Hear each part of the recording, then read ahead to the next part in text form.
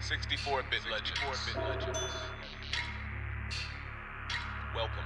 Legend of the game like GoldenEye, I'm more than right. Yeah. The perfect dark is dreams that seem to come to life. 64-bit, the shit, it's as real as it Yeah. gets. We can Yeah. talk sports, games, and music, take your pick. Point with the news, pull up and crack a brew. Smoke one with the crew, Smoke. tune in and take a view. Watch. We here to raise the bar from the lowest mark. Sit your ass down and listen, it's time for the show to start. Welcome to another episode of the 64-Bit Legends. I am Yes. Bobby, KABOOSE. Oh, Always looking for that hot tag is Melvin. They reminisce over you. there we go. Yeah. I was still trying to spell out your letters. I was like, did he get all of them in I there? got all that of them went, in That there. went fast. Yeah. I've been preparing that intro for a couple weeks now. It's a good song. Because I was like, man, like what could I do with the name Troy? And I was like, Yeah. oh, it's a fucking song. They reminisce over you. Yeah, it is a pretty So- good one. T-Roy. T-Roy. He was a dancer for Heavy D. He Oh, died. He yeah. died. I think he died in like some sort of accident. He fell off a stage.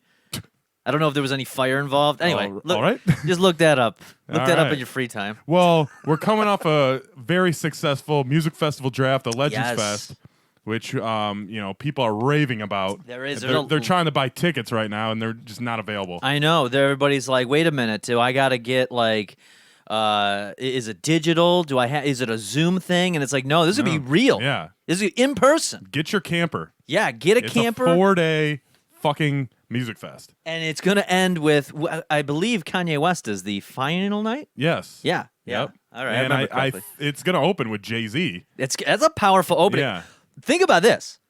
Festival opens, closes with The Rock. with The Rock. Yep. That's where I was going. And then it smoothly goes into Gorilla Fest. it does. So check out Gorilla Fest, the episode. I forget which number our episode that is. So, but tonight we have a great show. I'm just imagining like all of a sudden like Kanye goes off the stage and then a bunch of like gorillas in cages are like backed into the grounds and just they open the cages and they all just like run out to the festival goers and it's like Gorilla Fest has now started. Kanye's like, get me the fuck out of here. He hops in a helicopter, flies off. He's trying not to get ape shit on his Yeezys. But we have a great show to hear tonight. Something new, Yes. a brand new idea that could possibly have a couple sequels to. No pun intended. Yeah. Sequels to this episode. We're talking movie sequels. Mm-hmm. We're talking movie sequels that never have happened. I know, and they should have. Yes. And we're going to break down how we believe they should happen. Basically, the way I look at it is if I were to go to the movie studio Yes. and pitch this, what would be my pitch to them? To get them to sign off on, like, yep, let's write the check, let's get this going, Yep. make this movie happen. Yep. And it's movies coming. In whether it's this year or next year. It's we can't go back in time. Nope. So you can't do a sequel with an actor that's dead. I know, I really wanted to put Jack Lemmon in a movie with Arnold Schwarzenegger. I wanted those two in a movie since I was a kid. I never got it, but unfortunately, Jack Lemmon is dead, so Yeah. we cannot use that. I don't know if you're familiar with who he is. No. He was one of the grumpy old men. All right. Sounds great. Yeah. I'm thrown off. Why would you want that combo? I had this as a kid. I had this thing of like I had a vision. I wanted to grow up and be an actor, and I was like, dude, it would be a great movie where Arnold Schwarzenegger was like the villain, and like I as a kid, it was like me and Jack Lemmon. Jack Lemmon was like trying to like I had the secrets of something that Arnold Schwarzenegger wanted. And Jack Lemmon was like, no, I'm gonna save you, kid. I'm gonna get you out of here. But he's an old man. Yeah. I mean, this is grumpy old man time. Yeah. This is like So he's like your bodyguard. kind of like he's like your helping protector? escort me. Yeah. And then like at the end, Jack Lemmon gets in like a robotic mech suit and like fights Arnold Schwarzenegger, who's in like a tank. And he's like Mr. Steel. yeah.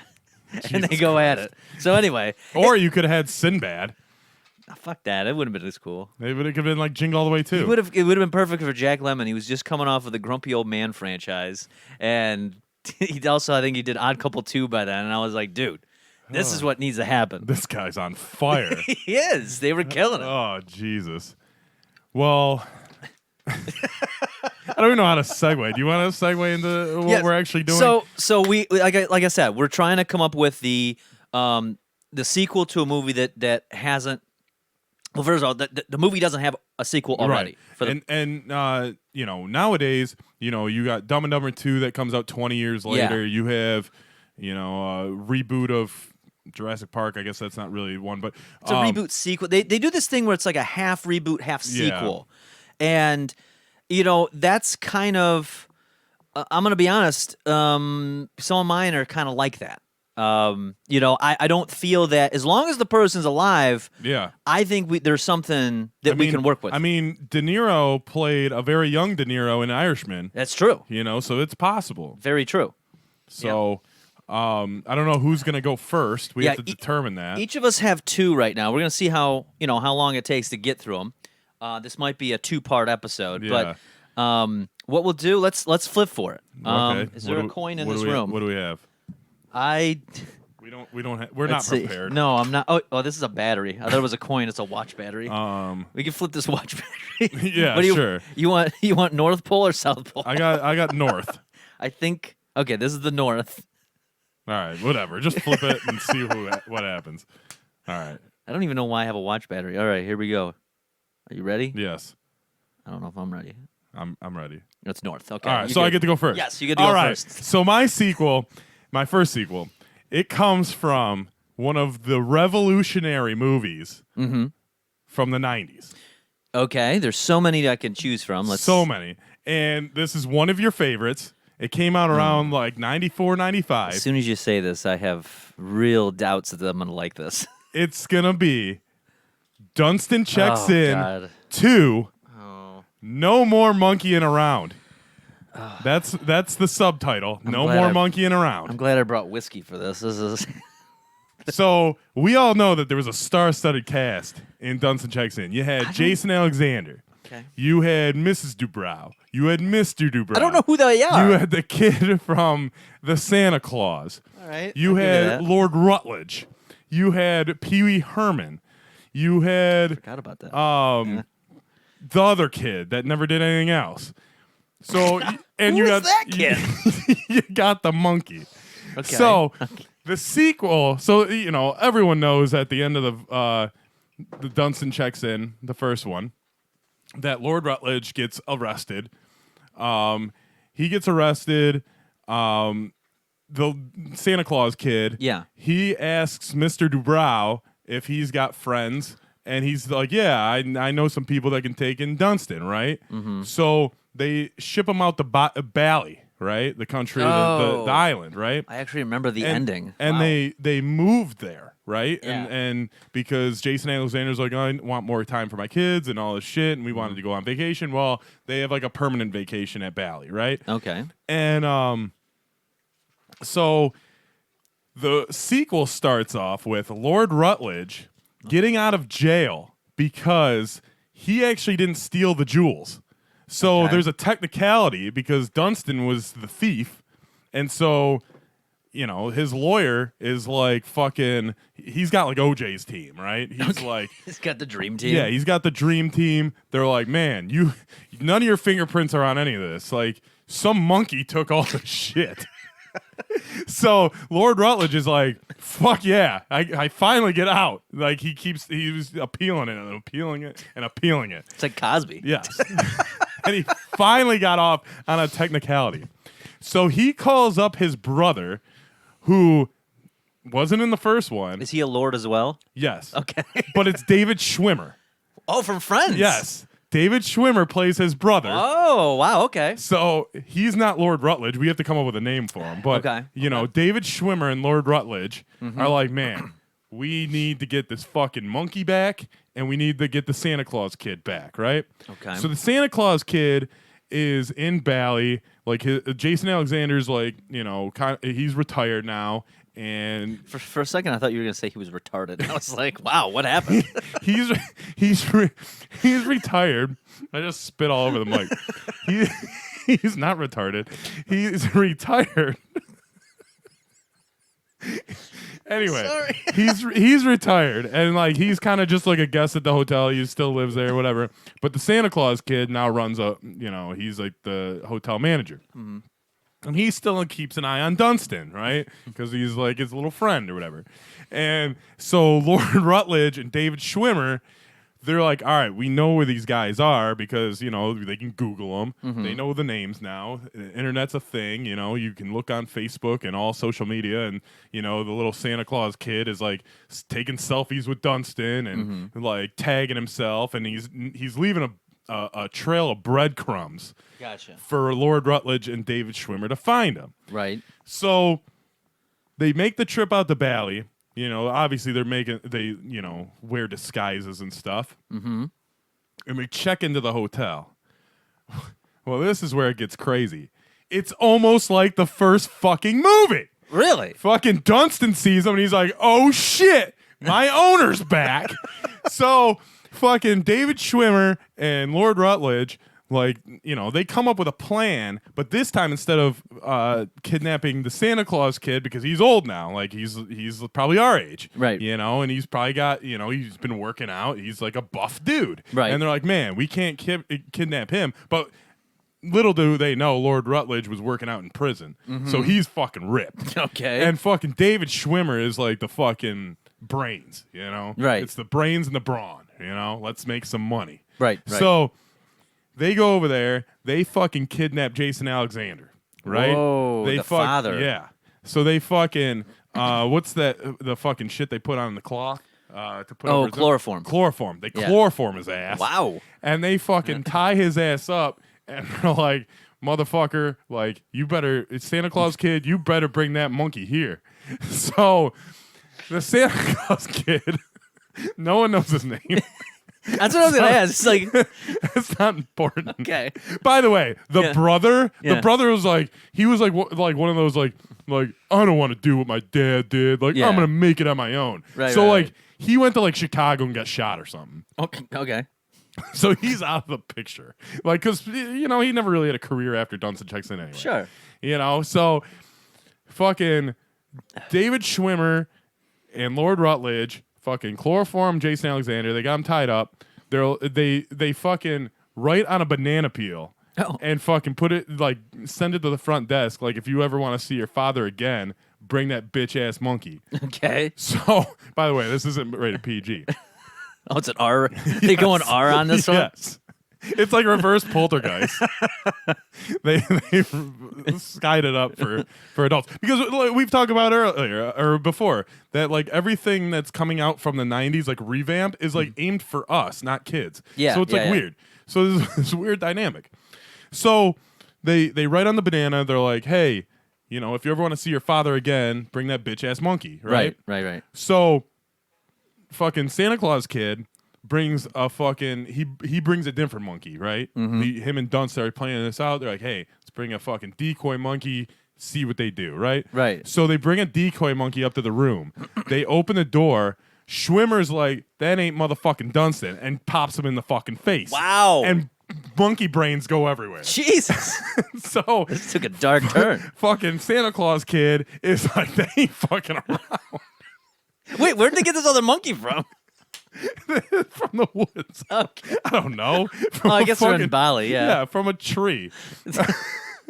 So they're like, oh shit. And Dunstan's like, I don't know what to do because he's a monkey. Yeah. So, Santa Claus kid is like, man, I don't know what to do. They call the Bali police. The Bali police go up there. They have no evidence of this monkey getting shot, even though his brains are blown out. David Schwimmer, like, fucking cleaned off the gun, fucking threw it in the ocean. They're like, no, we're just guests. They don't know us.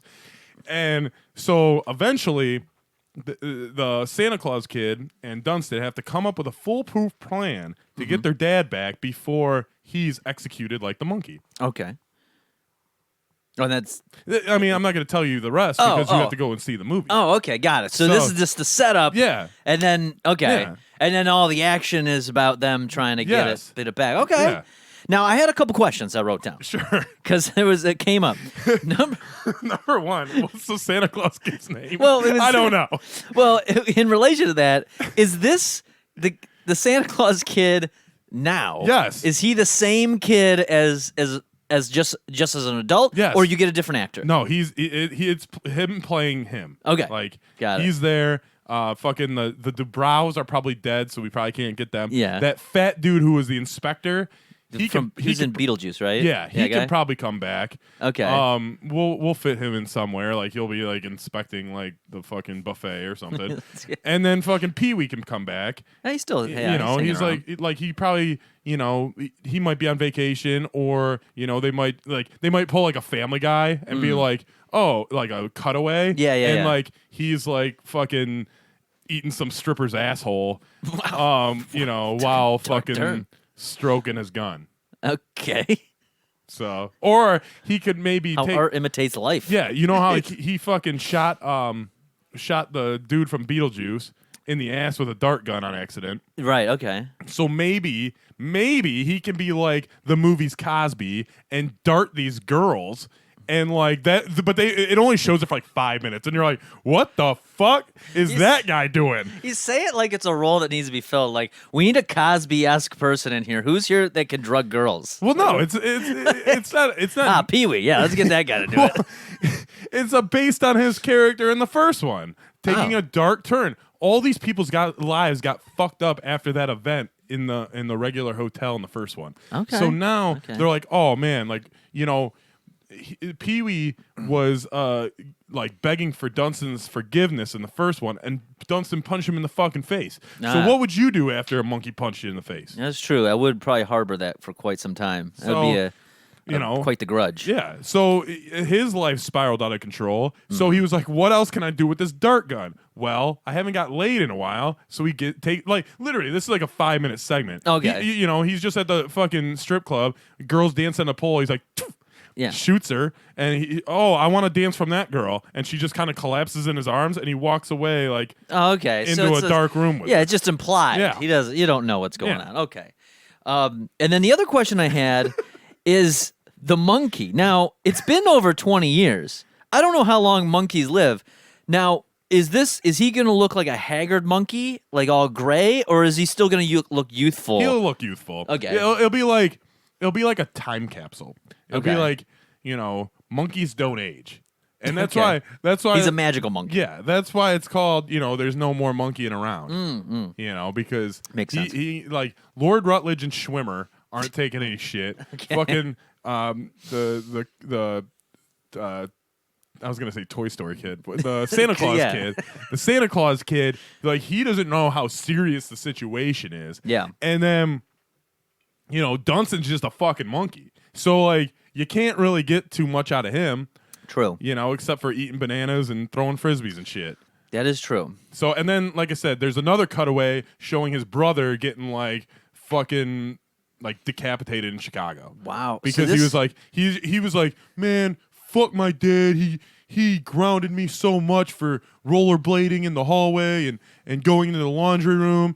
And he's like, I don't want this hotel life. I don't want your life. And Oh. then he might be played by the Beak, because who Okay. knows where the real fucking actor is. True. So Vanderbeek, you could probably get him. yeah. So this kid is like, man, I don't know what to do with my life. So, you know, he tried playing like minor league baseball, but he was no good. Yeah. And then like he had odds and ends job, and then fucking COVID hit, and he lost his job, and then he's like, man, Oh, so this is a post-COVID world. yo, yeah, this Okay. is coming fall 2021. Oh, okay. So it's in production. Okay. So he's like, man, what do I do? My unemployment's up. Fucking Biden's the president. And he's just like, what is going on with my life? And all this like is in like a 5-minute segue. And he's like, man, you know, what can I do with my life? And then like some dude with like a sword with like a Randy Jackson autograph on it fucking slices his head off. Jesus. And that's it. That's a fucking bleak future. Yeah. I mean, Dunston checks in to No More Monkeying Around is rated R. You know, Okay. it's obvious. And, you know, it's aimed for people our age that love the first one like us too. Yeah. And because it was a star-studded cast, like I said, you know, the Dubrows, I wish, you know, rest in peace. I'm pretty sure they're probably dead. But, you know, it's going to revive Jason Alexander's career. I think it. Yeah, And- that is true. It will. And the Santa Claus kid. Yeah, definitely Jason Alexander. He hasn't really done much, and I don't. He's not in too many dramatic films, and I think that this would be a great vehicle to kind of give him like a nice send off. Yeah. For his career in Hollywood. Yep. No, this is good. This is So, good. and to see the plot unfold on how they get their dad back, Jason Alexander. I mean, right now he's chloroformed. He's tied up naked Yeah. in the bathroom suite, Okay. and they're just fucking like throwing piss balloons at him and shit. Wow. And like they're like, oh, you like the buffet, and they go up, they get like room service, and they just fucking throw lobster tails at him, Wow. and like jiggle his fat. That's really crazy. just for some comedic relief. These guys are fucking dark. Right. Fucking Schwimmer, dude. Like Lord Rutledge. I want Lord Rutledge to come in looking like Big Papa Pump. Like all he did was do push-ups to Dunstan's picture in jail until he got off on a technicality. Wow. All right. I mean, I think I would greenlight this. This is good to go. I don't know what movie company wouldn't. Yeah, this is a smart move. No more monkeying around. Yeah, this is the sequel. I guess we've been waiting for. We have. I told you. You had your doubts at the beginning. Yeah, but- I would see this now. I would see this more than I would watch the original. This would definitely be better. This would be fucking awesome.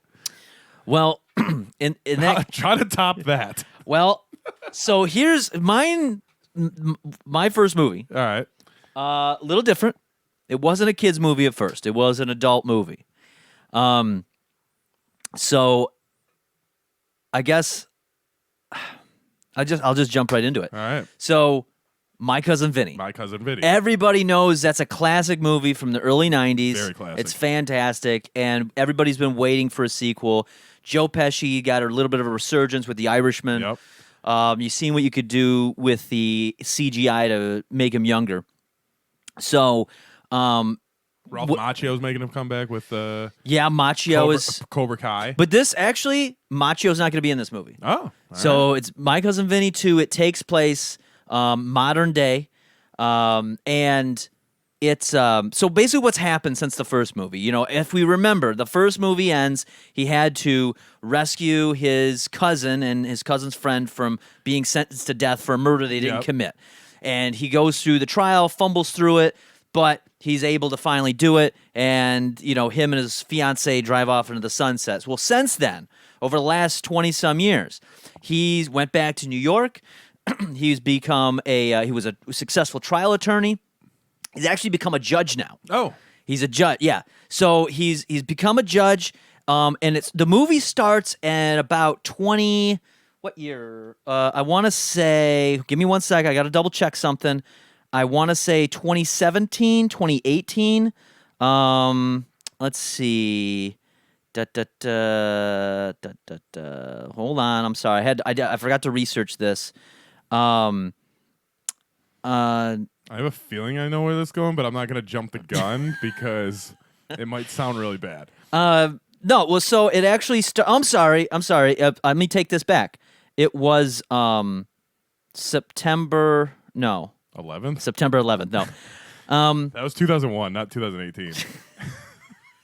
God damn it! It fucked up my whole plan now. Son of a bitch. I really fucked it up. No. All right. So it takes place 2019. 2019. 2019 it starts, it takes place. And he's a successful judge in New York, and it opens up where he's still wearing a leather jacket into court, but he's got like the judge's robe around it. Yeah. He's still like swearing. He's got thick black hair still. He's still got that going on. He goes into court, and he's always just like, listen, will just cut through the bullshit. Be Yeah. like, listen, that prosecutor, he goes, hey, jury, that prosecutor's full of shit. That guy didn't do it. Case dismissed type of thing. And he's getting a big reputation for being the outlandish judge, but he gets to the truth and he gets to justice. He's laying the big dick of the law down. Yes. So along his way, over the last 20 years, he has rubbed elbows and been on cases with a lot of celebrity people in the New York area. And one of those people, a few years prior, that he had ruled on some cases for, some civil cases, has now become president of the United States. Donald Trump is now president of the United States, and it's become time where Donald Trump has to decide by 2020 he had to make a decision on we need a new Supreme Court judge. Oh God. And he goes, Vinny's my guy. Now, first of all, a lot of people I could sense would back away at this, be like, oh, this is just going to be a Trump movie. No. It's like the Trump part of it is very minimal, and it's not going to be, like, we're not going to spend a bunch of time trying to make it realistic. We're probably going to get, like, John Goodman. He'll be in a scene for maybe 5 minutes, tops, throughout the whole movie as Trump. He'll orange up John Goodman a little bit. He won't even do, like, a good impression. Like, I don't even want it to be... You want the idea to get across, but yes. maybe not even his name. Yeah. If I could get away without using his name, I would. But since he's such a celebrity, you gotta go there. So anyway, he picks Vinny, Vincent LaGuardia Gambini, to be the new Supreme Court judge. He is now taking over for Ruth Bader Ginsburg, who is now dead. So this is part of the promotional campaign. Is going to say on the poster, goodbye RGB, hello VLG. Vincent LaGuardia Gambini. Bilg. Yeah, Vincent LaGuardia Gambini. I like it. So that's the idea of it. But here's the plot though. So he gets onto the Supreme Court, and it's a lot of like comedy of like, he's still like the rough, tough, street guy. He's on the Supreme Court now, and the other judges, he's not getting along with him. Yeah. Like it's a very the vibe is similar to like a movie like How High, like when they go to Harvard, Yeah. I think, right? And he just doesn't fit in, and so that's kind of going on. However, there is a life-changing case that comes to the Supreme Court, and it's about these these landowners in Alabama. Now, if we remember in the first movie, Vinny had to go down to Alabama to make sure they didn't kill his cousin who didn't commit the murder. So at first he's like, I don't fuck these guys. Like I'm not going to rule in your favor. And the case is there's a large corporation, some sort of energy corporation that is trying to take the land from these mud farmers, because as we know, Alabama's known for their mud. When you get stuck in the mud, one tire spins, the other does nothing. As they explain. Yeah. So these mud farmers, there's some sort of like legal mumbo jumbo. I'm sure we'll get an expert involved. They'll be able to tie it all together. But some legal mumbo jumbo where this corporation's able to try to take their land, and Vinny's just blowing it off like it's not going to be much of a case.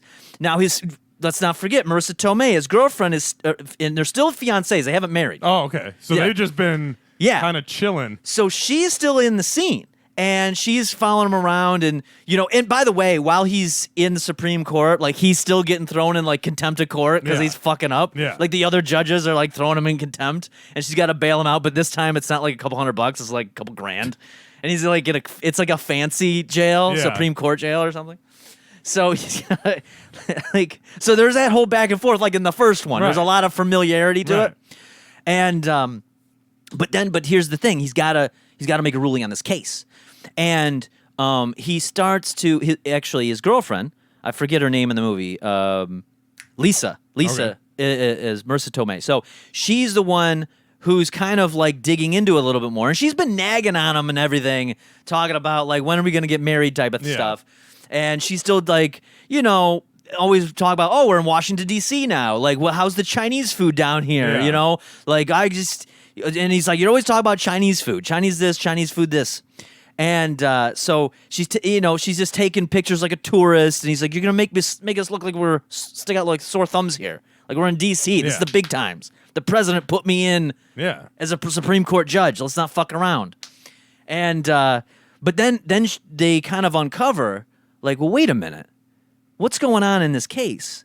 And through some investigation, it was they went out to they met with some representatives of this company, or Lisa did. She kind of went off on her own, separate of Vinny, had met with the representatives of this company, trying to figure it out, like as a little bit of a double agent type of thing. Yeah.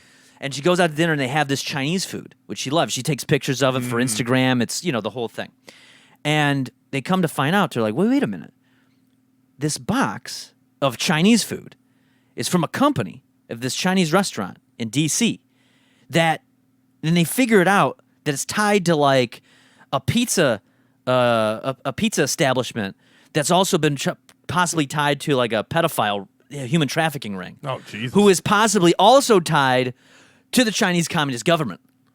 So then there's like, wait a minute, there's a thread here. And she brings it to Vinny's thing. And he's like, yeah, whatever. He's looking through her pictures, just like the first movie, right? He's like, oh, look, this is me. This is me having to get out of the cab. Oh, this is when the Uber didn't show up and I'm in the rain. Oh, here's me taking a shit on the toilet. This is great stuff, that type of. And then, but then he realizes, like, wait a minute. This Chinese thread is going on. And he's like, there's something here. So he's like, okay, so we have to figure out. So he's like, I got to get my resources here so we can figure out like what's going on with this company, this energy company that seems to be tied to the Chinese government.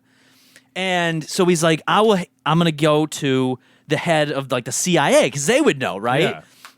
So he calls him up and he's like, hey, I'd like to talk to you about, this stuff. And he's like, yeah, you're a new Supreme Court judge. Let's go out. Let's go hunting. Kind of like the first movie, right? So he goes out hunting and there's like the whole scene again. Like it's a reminiscent scene of like, he's like, hey, do you think these pants look good to go out hunting with the head of the CIA? And she goes, it's like, oh, do you think a deer's going to care if you go?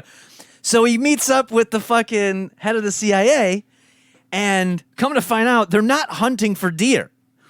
It's this, and it opens up into there's about a 15-minute action montage because they're actually in like a fighter jet and they're going over sections of the Middle East and they're actually hunting for terrorists. So you're seeing like these explosions and these terrorists on a building are shooting off rockets and they're fighting. And he's like, yeah, there's a ISIS terror cell that we're trying to combat here. So strap on in. And Vinny's like, oh shit, this is getting crazy.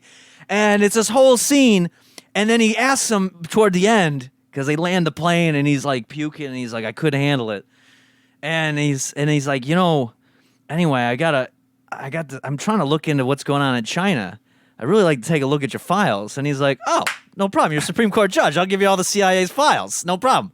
So he walks in, but instead of like, if you remember, he walks in with like the big thing of boxes of files. Yeah. He walks in with a little micro SD card. It's like, oh, look, I got all the files here.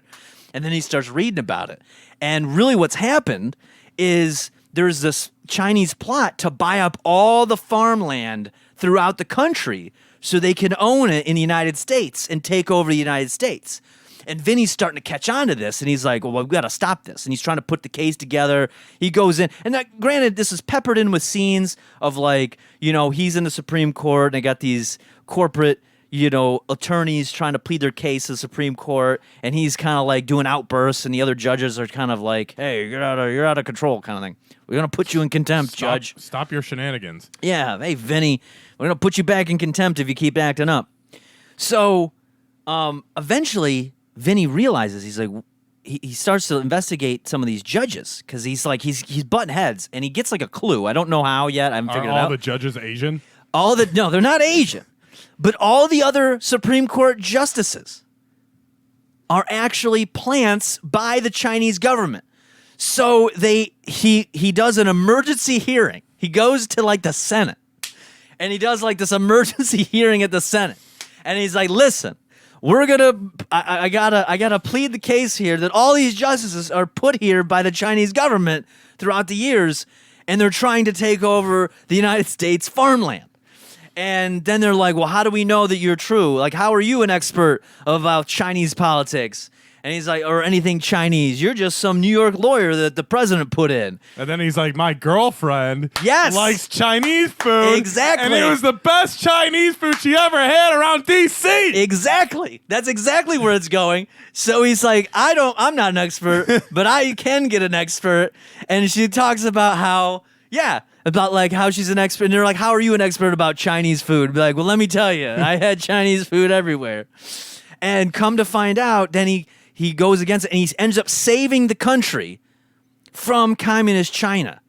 So that's Vincent LaGuardia Gambini becomes the hero of America out of this whole thing. He'd probably get like a head bus. He'd be what? Like a head bus, like one of those. Oh, like a statue.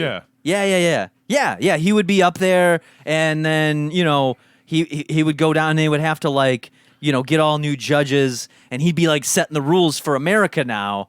And then, but here's how it would end. So I'm kind of skimming over. These are the broad strokes, but at the end, it ends with him and his fiance Lisa driving back to New York because court is no longer in session in the Supreme. They only meet so many times a year, I think, or something. I don't know. We'll get an expert to fill in the gaps. Yeah. But they're driving back and they're having a thing. It's like, well, now you saved America. Are we finally going to get married? And he's like, well, or no. He's like, I saved America. Now we can get married. And she's like, well, I don't know if I want to get married to you. And it's like this. They start arguing and they drive off into the sunset. And that's Vincent. Well, it is Vincent LaGuardia Gambini, but it's My Cousin Vinny 2. Vinny Saves America. And here's how the poster's going to look. It's going to be... I forgot about a poster. It's going to be like some prison bars because he keeps getting thrown in. Yeah. The trailer's going to have him getting thrown into contempt a lot.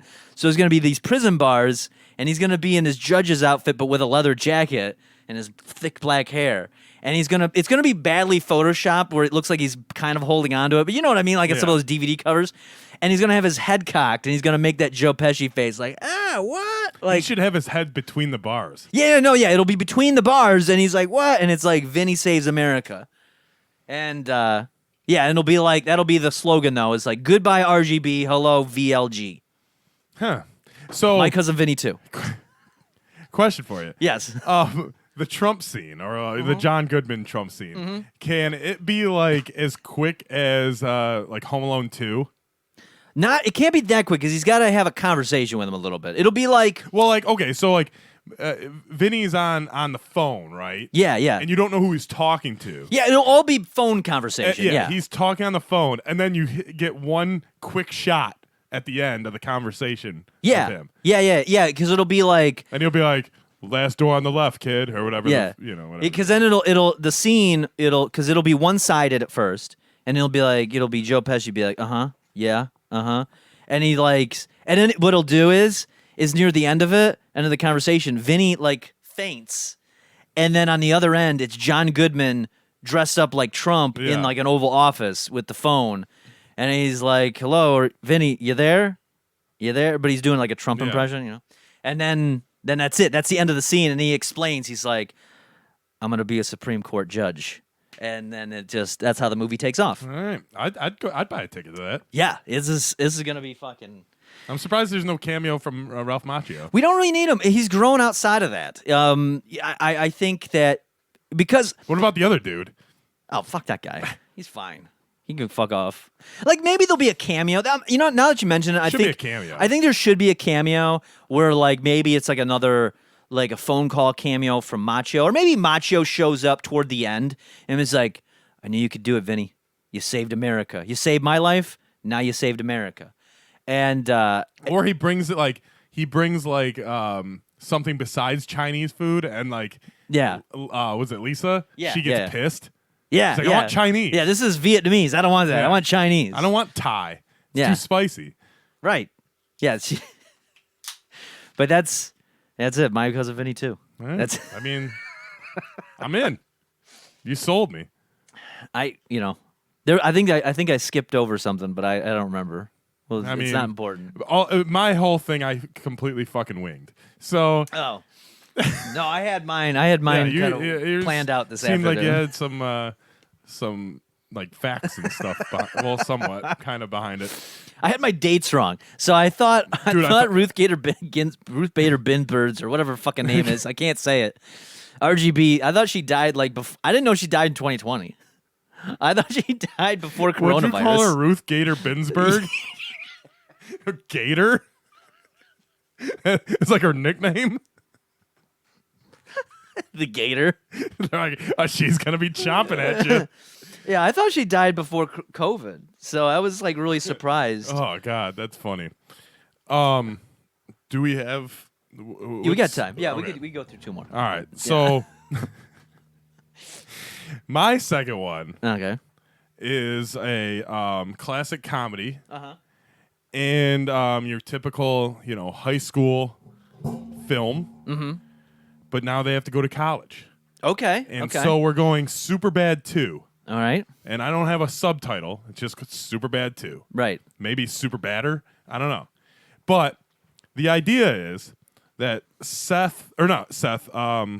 Michael Cera, what's his name in that? Evan. Yes. Evan Yes. and Fogel are Okay. roommates at college, Okay. right? They're at Dartmouth because they both, got into Dartmouth and they had to keep that a secret from Seth. So it starts with Seth, getting out of work. Okay. And he is a security guard of some sort. He's gonna try to be a cop after Rogan and Hader. Okay. So he's like a security guard at like a mall. He's like a Paul Blart. All right. And he's getting off of work and he's, rushing to get out of work because he's like, man, I'm going up to Dartmouth this weekend to visit my friends and we're going to fucking get fucking crunk, and I'm not bringing Sambuca this time. I'm not bringing fucking Kyle's Killer Lemonade. We're not 21 yet, so we still have to use Fogel's ID. Is this like first year college? Like freshman year? Yeah. Okay. But it's like fucking 15 years later. Yeah, it's Seth not Seth Rogen. What's his name? Fucking Jonah Hill. Jonah Hill now, yeah. Yeah. So he's like rushing to get done. He's like, man, I got to drive up to fucking Dartmouth. And so he gets all of his shit. Like, he's like, fuck you, mom. Like, throws his shit, like, in the room. Like, he's, like, going to, like, community college. Like, he's, like, a bum. Like I said, he's working maybe a security guard. Or maybe he's even, like, worse than that. Maybe he's, like, a fucking, like, security at, like, Hollister or something. Okay. Where he's just, like, sitting there and he's like, dude, this is fucking stupid. And, so he just wants to get fucked up and get some pussy. And so he runs home. He fucking throws his Rent-A-Cop fucking shirt on the floor. And he's like, I'm taking my car up to Dartmouth. So he drives up to Dartmouth to visit Evan and McLovin. Okay. So he gets there and he fucking like kicks through the door and like breaks it. Okay. And like he wants to make an entrance. He breaks the door and he's like, "What's up?" F words. And McLovin is now bisexual. Oh. And McLovin is getting head from a dude. Whoa. And because we got to be woke. Right. So right. what's better than being woke? Because he got laid the first one. What's better than getting a blowjob from a dude? Right. So he's like, Seth, what are you doing here? You're not supposed to be here till tomorrow. And he's like, man, I didn't know you were fucking gay. And he's like, I'm not. I'm bisexual. And they have this whole fucking Iron Chef of pounding vaj and all this shit. Like, one-liners after one-liners. And then fucking Evan comes in, like fresh from class.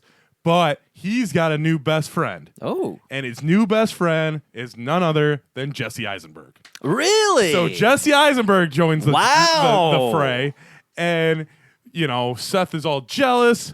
And he's like, man, he goes, you guys are hanging out all the time.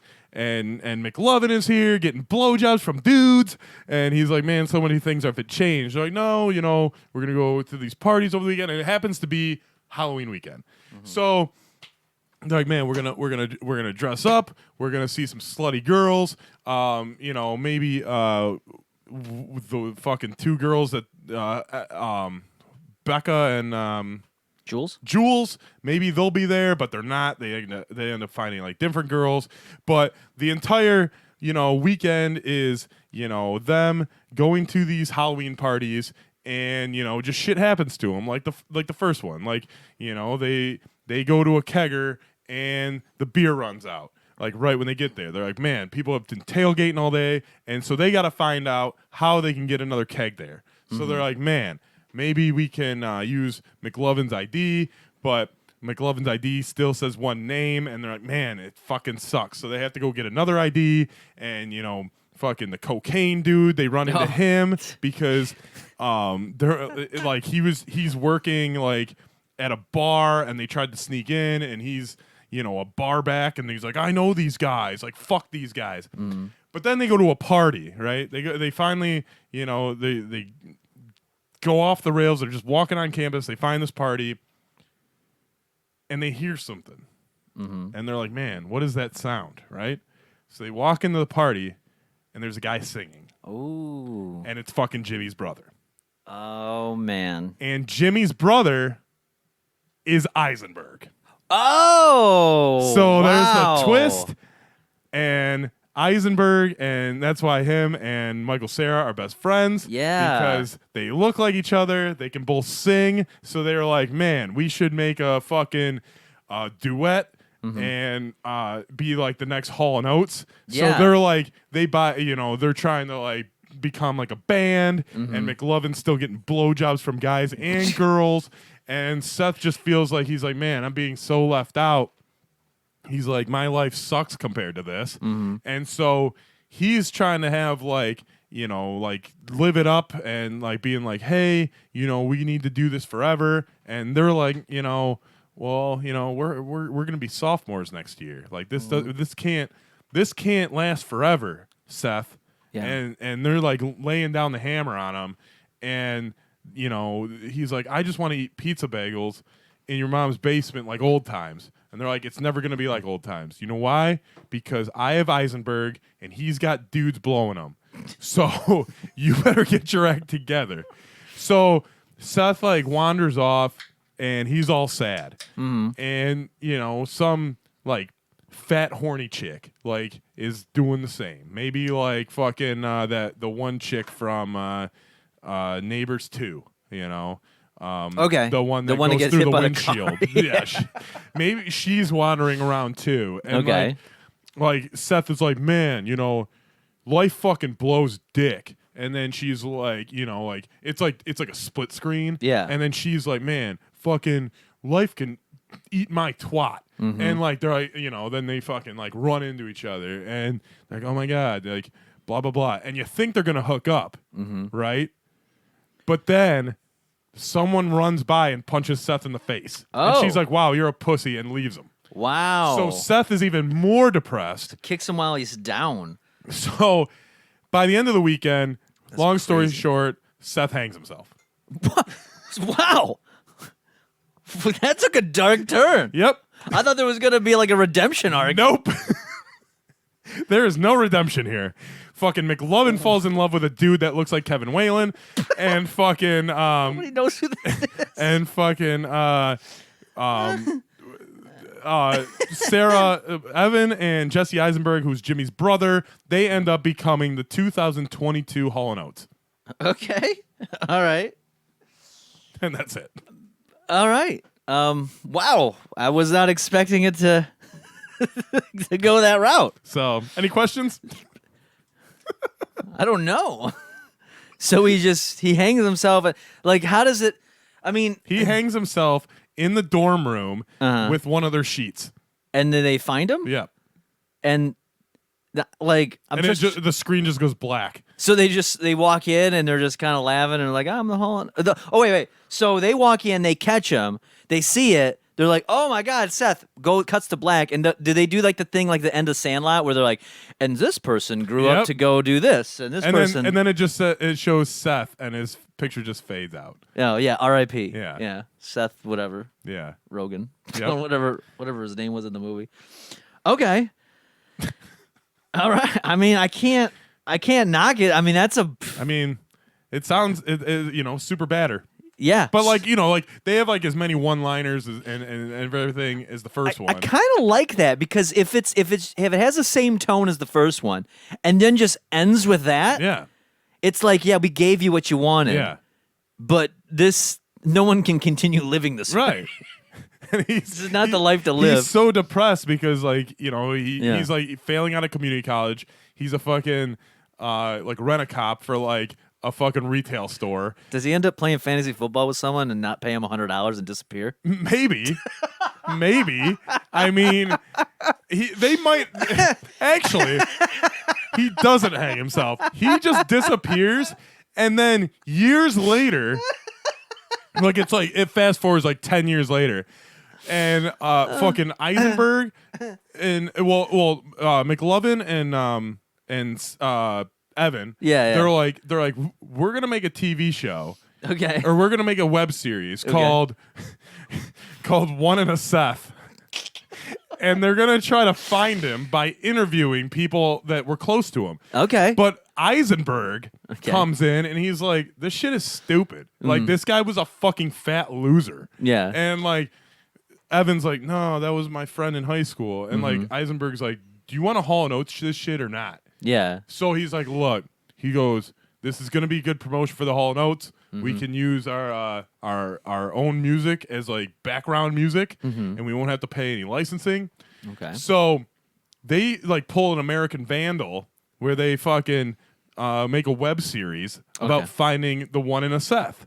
Okay. So, and the thing is, they use all their music in the background, Right. and so the show takes off, and then fucking Evan and just Jimmy's brother. Jimmy's brother Yeah. fucking takes off. Okay. So they become like fucking the next, Hall & Oates. Uh-huh. And then the web series is fucking booming. And fucking McLovin's getting so many blowjobs from guys and girls, it's not even funny. Like his balls are fucking so drained from all like the coming. It's not the going, it's the coming. Yeah. And Just like keep saying that.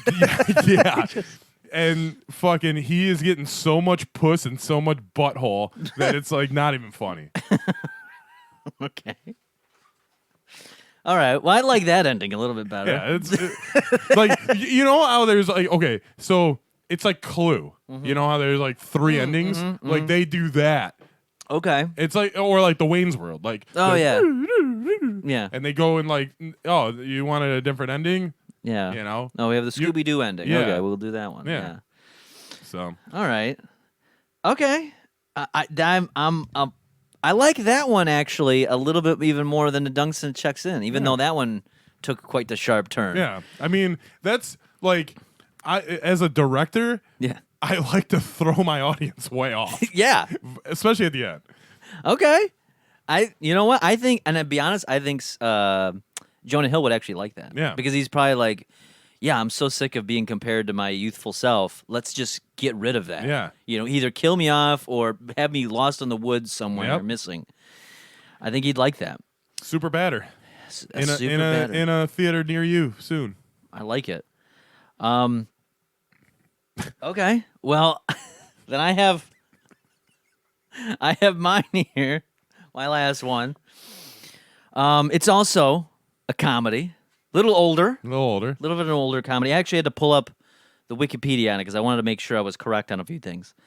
So it's a comedy from 1996. Classic, but it was kind of slept on a little bit. Yeah. Like it's a sleeper hit.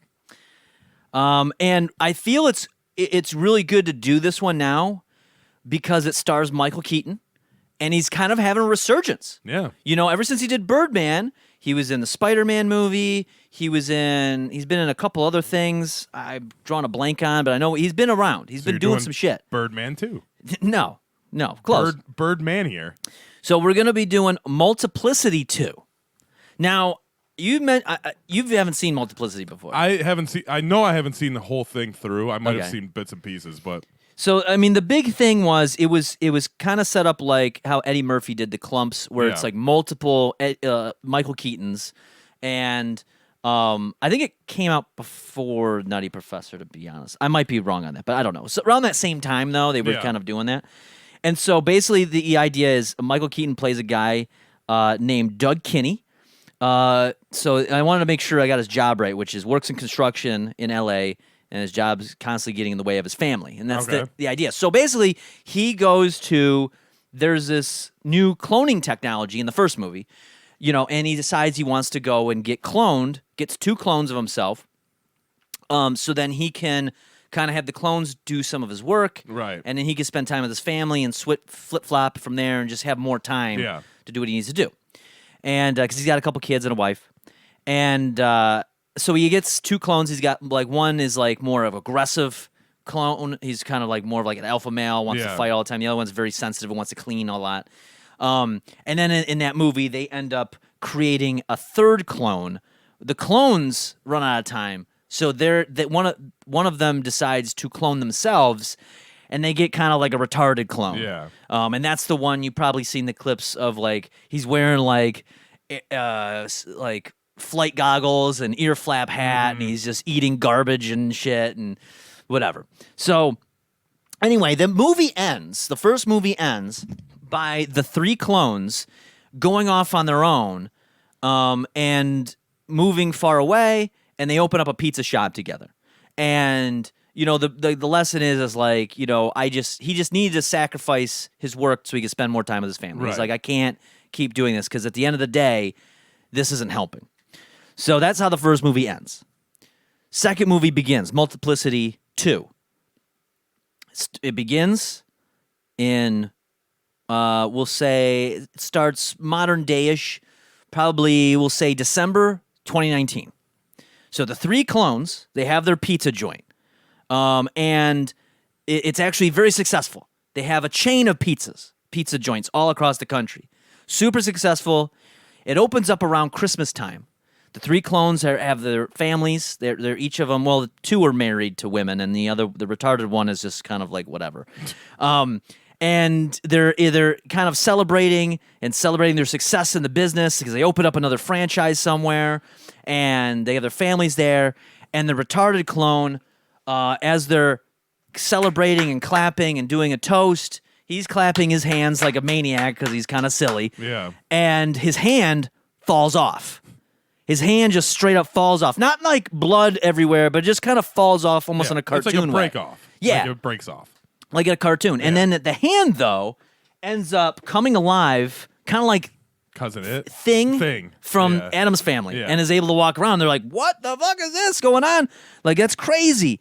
So they go to they're like, well, we got to go back to the cloning company. Well, the cloning company that from the first movie from 96 has been kind of swallowed up by, like, the government kind of was like, hey, we got to take control of this. Yeah. So it was like an agency that has the technology, and they had to go, like, the original doctor is dead now, and they had to find like a relative, and then they were able to kind of get some help. But while they're searching to get help, the more sensitive clone is been like burning up. Like he's always sweating and he's hot all the time. Because this takes a few days. Like Yeah. it goes on, they're worried about, you know, the dummy clone. And he's always sweating. So he's sleeping in bed with his wife and the sensitive Michael Keaton. All of a sudden, like his body, kind of like the Human Torch, turns on fire. But not as like intense, like it's just a small little flame all across his body. But it sets the sheet on fire. His wife's freaking out, like what's going on? And then he's kind of on fire. He's trying to put himself out. She throws water on him, and he's out. And it's like this whole thing. And then eventually they get in contact with someone in the government agency that kind of took over the technology. It's like, yeah, so this is part of the reason why we shut down this cloning technology is because over time we've seen that the DNA, like, it can change and it can kind of fuck up and you get these adverse side effects. Yeah. And they're like, well, shit. So it's like, well, how do we fix this?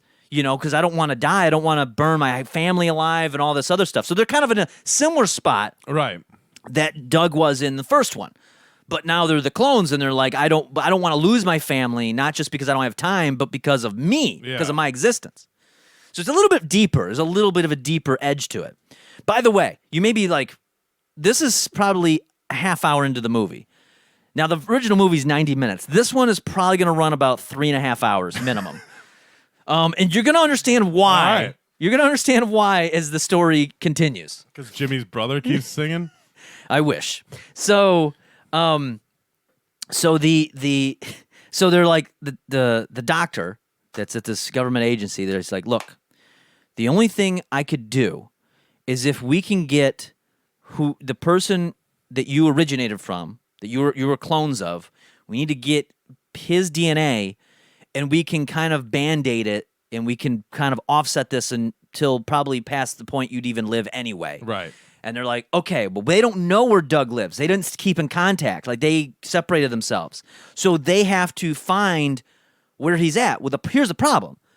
They have some clues, but they can't fly because sensitive clone, it has the fire thing. And the fear is, and there's like a scene that kind of breaks it down where it's like, well, because of the oxygen level in a plane, like you could blow up the whole plane. So they have to drive. So this becomes a road movie.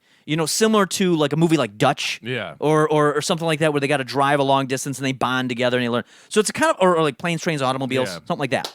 So they're having to travel to find original Doug and the original Michael Keaton.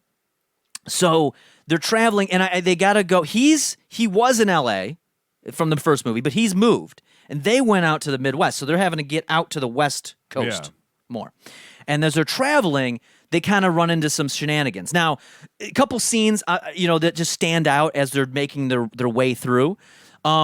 Is there's one in particular because the dummy clone, he keeps falling apart a little bit, like little things, like an ear, Yeah. like there's a scene that I imagine where they're at like they're like at a bar. It's like a kind of a biker bar type of Yeah. thing, Western type of thing, and they're sitting there, and the dummy clone is being a dummy, but he doesn't have his hand. He's got an ear like taped to his head and shit like that. He's got an eye patch, and then something ends up happening where like now you may be asking, like, the masculine clone, the tough Michael Yeah. Keaton clone, what's his ability? What happened there? This is how he uncovers it. So the dummy clone is there, and he kind of ends up making a mess and spills something on some guy, and this biker is like really pissed. And sensitive clone is like panicking, and you see like little flames show Yeah. up from his shoulders, like CGI type Yeah. stuff.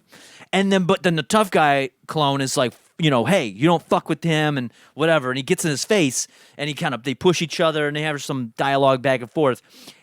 Masculine clone goes, spits on the guy's face, and to start the fight, the biker takes a spit to the face, fucking kind of like his head goes back and like recoil to it. And then he looks back, he's about to fight him, and all of a sudden the glob of spit that's on his forehead starts burning through his forehead. So he's got fire spit. No, acid spit, Acid like spit. Alien. All But right. it's not just his spit, it's all of his bodily fluids are acidic, like super acidic. So that's his thing. So as this goes on, so this fight breaks out, and then the other clone, sensitive clone, gets it on fire, and there's a big bar brawl, and they do it in like an action but comedic way. There's a lot of CGI stuff, a lot of slow-mo Matrix shots or whatever. Trying to keep it light, even though it's pretty dangerous. So another scene that I imagine is like they're in one of the hotels, and masculine clone's got the acidic bodily fluids, so he's sleeping in the bed, and he's you see him drooling, and it's like this close-up CGI shot of the drop of drool coming out of his mouth. And it just burns through the bed. Burns through the bed, burns through the floor, goes down to the other floor, and there's like a whole scene where it lands on like the cable to the TV of the room below, and like there's like a guy and his wife, and they're like, the cable goes out, and the wife's like, "Hey, I can't see what happened to this. Put back the HBO channel." And then the guy has to go up and like bang the side of the TV. What happened to Mirror, she wrote? Yeah, it's like he's banging the side of the TV, even though it's a flat screen. He's trying to get it to work. And then he reaches back, and then another thing of spit, and he burns his hand. And they have to eventually kind of run away. They're like, "Oh, fuck, I burned some guy's hand with my spit." So, and then one other travel scene during their traveling stage is sensitive clone. So, sensitive clone is driving. Yeah. They got a car. And in the seat next to him is masculine clone and dummy clones in the back. And those two are asleep. They're passed the fuck out. And he's driving, and all of a sudden, someone like kind of almost sideswipes him, and he swerves, and he's kind of pissed. But then all of a sudden, the flames start going, and he's trying to put himself out while he's driving because he doesn't want to burn the car. So it's like Planes, Trains, and Automobiles. Kind of. And So they got that song going on. that'd be good. Actually, that'd be a good idea if it did. Yes, if that song was playing, it'd be perfect. Perfect homage.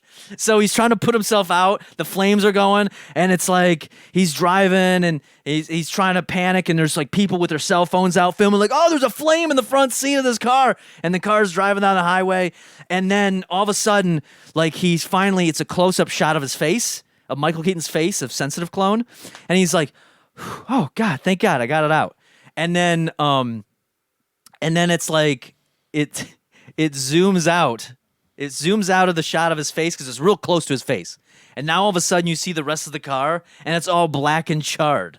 And it's like the two other Michael Keatons are like waking up, like, hey, how much further do we got to go? Are we there? They don't even realize because it's all really windy. And he's like, oh, we got like another hour.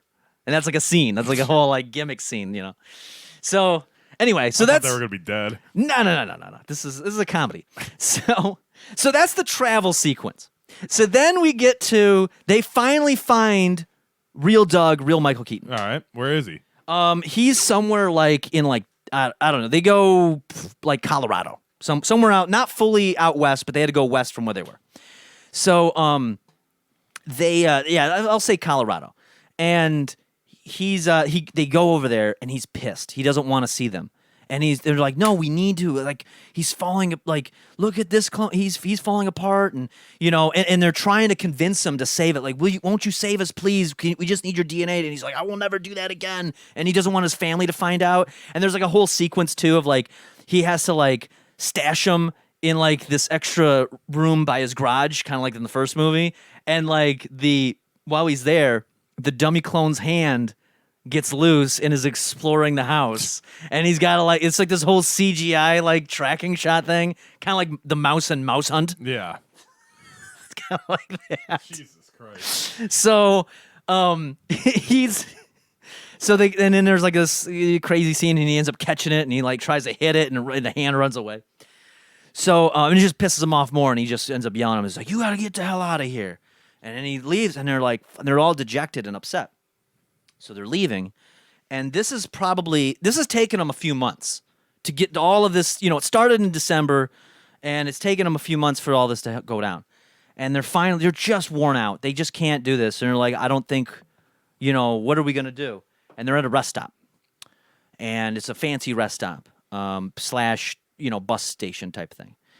And the sensitive clone and the tough clone get in an argument, and the tough clone's like, you know what, fuck this, you know, like we aren't even supposed to be here. He isn't going to be able to save us. There's nothing we could do. We're more dangerous together than we are on our own. Like, we just need to go. And he's like, you know, I'm leaving. I'm out of here. And he's like, what about Dummy Clone? We got to save Dummy Clone. He's like, he's already fallen apart. And it'll be like a goofy shot at him, like fucking, he doesn't even have feet. Like, he's just holding a foot in his hand. Like, it's in the one hand he's got left. So then they separate, and the sensitive clone kind of cries a little bit, and he's like, it's okay. And he kind of takes the dummy clone like a child, and it's like, we're going to walk away. Granted, this is modern day Michael Keaton. Yeah. Keep this in mind. And as they walk away, camera pans up does a tilt shot up from sensitive Michael Keaton walking away with the dummy clone version up to the TV screen. It is now mid-March 2020, and it says, fucking worldwide coronavirus outbreak taking place. Like, Snap. so this is all happening. So time goes by, and they're all separated. There's like a lockdown or whatever.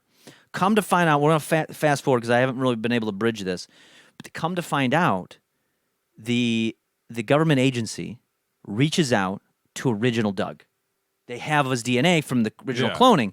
They reach out to him, and they're like, hey, your DNA, you actually, I don't know why, but your DNA is an antidote to coronavirus. And he's like, really? He's like, yeah, can you please come in? Because we need to get your DNA. And he's like, okay. And he's panicked or whatever. And they go in, and they draw his blood. They run a test, and they're like, unfortunately, we can't use this. And he said, what do you mean? You said my blood is the antidote to coronavirus. And the doctor's like, well, so this is another reason why we stopped the cloning process. When we clone you, it's not a straight replication of your DNA. You are losing pieces of it.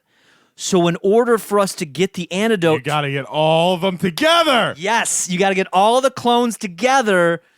They're stronger together than they are separate. And they have to put their differences aside for the greater good. You know, first movie is all about how can I make my life easier at the expense of these clones. Now it's how can we make the world better with us together. Then they got to form some big fucking thing like the Power Rangers to fight the Delta variant. No, well, you're That's skipping. the third movie. You're all way That's ahead. the third movie. We're not even there yet. Hold on. There's more. There's more. God. I told you this is a 3-hour movie. So it'll be on Netflix. Yeah, or HBO Max or something. So fucking. Oh, God. So he's like, well, shit. I kicked him out of my house, and and then he has to finally confess to his wife. He's like, listen, clones. I did clones. They came back here in 1996. Yeah, like I I made some clones. Yeah, and they came, and I kicked him out of here. I didn't want him in my life, and now we got to find him. So the government is now aware of this, and they're like, we need to find those clones. So they're sending like the military and everything. So there's like all these action sequences that break out now, where like the fucking there's the sensitive clone is like he's on fire because they don't know that their DNA is worth anything. Yeah. They just know the government's coming for them. They're like, oh no, the government's going to come for us because they know we have these powers now. And they're chasing him, and he's trying to protect the broken dummy clone as he keeps falling apart, and he's on fire, and he's like, there's this whole action sequence of Michael Keaton on fire, blasting like soldiers and shit, trying to take him, but they're able to, eventually they can capture him. Then there's another scene, and this is a great shot that I imagine. It's the fucking, like the tough clone with the acidic bodily fluids. There's a scene Jerking off. close. So he's on top of a building because he's been chased, and it's a straight shot of Michael Keaton, like a back shot, like his back silhouette looking, and it's looking past. It's okay. So the camera's behind his body, Okay. full frame from feet to head. But behind him is there's a couple helicopters. You see a city skyline outside there, but his pants are down at his ankles. You see his ass, And you he's see peeing. he's pissing with his stream, and he's basically like, come get this, you motherfuckers. And he's just pissing, and it's like burning. Like there's a scene where like a helicopter gets too close, it burns through the glass, burns this guy, and the pilot is like, my face. I'm imagining like South Park when they have the fucking lice and they use the shampoo and they're all dying. Yeah, like that, yes. So Oh, God. So they finally catch him, and they bring them all together, and they're all captured in these boxes and everything, and shipped back to the facility, and they show up there, and they're like, what the hell's going on? And they see Original Doug, and Original Doug is like, I'm sorry, and he explains it. He's like, listen, I can cure coronavirus, but we have to do it together, and also he is now willing to give his DNA to the clones so it reverses their side effects. And so it fades to, so it goes to the next scene, and they're laying in hospital beds after they've had the extraction of DNA or however they do it. And they all look at there's all three of them next to each other, and they're all kind of like back to all normal. four? Or all four, I'm sorry. Yeah, all four. Thank you. All four of them are all like in a bed, not in the same bed, but they're in beds kind of around each other. And they're kind of talking. There's some banter, and they're like, it was Michael Keaton, original Michael Keaton, goes and says, I brought you guys into this world, and I'm responsible to make sure that you can survive. And he's like a father now. He realizes like these aren't just copies of him. These are real life people. And they have like a moment. Sensitive clone has a tear come down, and he's like, we were able to really, by putting our issues aside, we were able to save the world. And it kind of fades to a black, but it's not over. You think it's over. Fades kind of like from that black scene. You know how like an old-fashioned tube TV, when you turn it on, it has that little line like poop, and it opens up, kind of like the HBO intro to like a show, like poop.